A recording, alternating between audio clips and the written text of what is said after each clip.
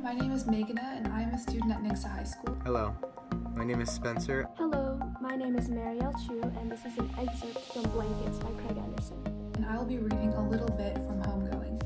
Today I'll be reading an excerpt from the book The Perks of Being a Wallflower by Stephen Chbosky. And I'm going to be reading the challenge book Looking for Alaska by John Green because the freedom to read what you want to is important. They looked out for each other, but I'd been too weak to look out for my own little brother. Since a child, I was always displaced from my body. I saw it only as a receptacle for my soul. His tears came faster then, and she was killed. Alaska has passed away.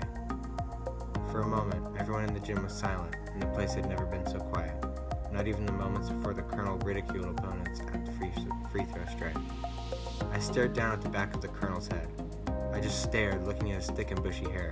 For a moment, it was so quiet that you could hear the sound of not breathing. I don't really remember much of what happened after that, except my older brother came to Mr. Vaughn's office in my middle school and told me to stop crying. Then he put his arm on my shoulder and told me to get it out of my system before Dad came home. We then went to eat French fries at McDonald's, and he taught me how to play pinball.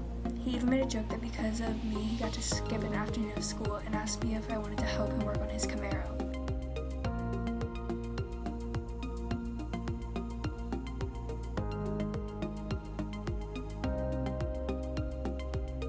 He sat in his chair at the front of the room and looked at all the young men.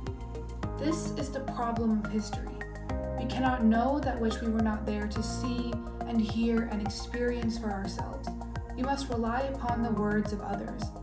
Those who were there in the olden days, they told stories to the children so that the children would know, so that the children could tell stories to their children, and so on and so on. But now we come upon the problem of conflicting stories.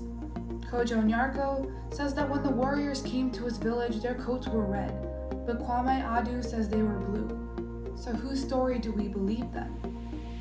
The boys were silent. They stared at him, waiting. We believe the one who has the power. He is the one who gets to write the story. So when you study history, you must always ask yourself, whose story am I missing? Whose voice was suppressed so that this voice could come forth?